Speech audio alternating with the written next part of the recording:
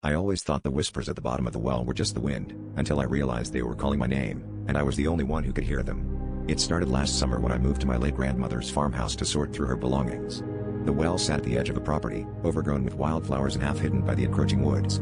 At first, the murmurs seemed harmless, like the breeze rustling through the leaves, but soon, they began to form words, my name echoing softly from the depths, insisting, pleading for attention. As the days passed, curiosity gnawed at me, and I found myself drawn to the well, despite the unease that settled like a weight in my chest. I began to hear stories from the locals about how the well was supposedly cursed, a place where wishes made in desperation were granted at a steep price. Skeptical but intrigued, I decided to test the legend, lowering the bucket one evening as the shadows stretched long and thin across the yard. The whispers grew louder, more urgent, as if whatever was down there knew I was finally listening. When I pulled the bucket back up, it was heavier than expected, the rope straining under the weight. Inside, instead of water, lay an old, rusted key and a note, the paper yellow and fragile. The message was simple, set me free.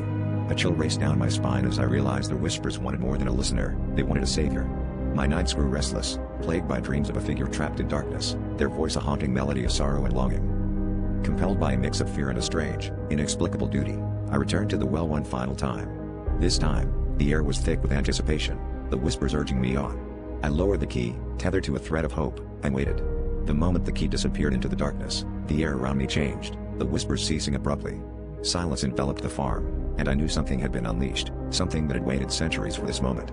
The next day, I left the farm, never to return, but the whispers, now silent, still echo in my mind, a reminder of the secrets buried deep within the earth.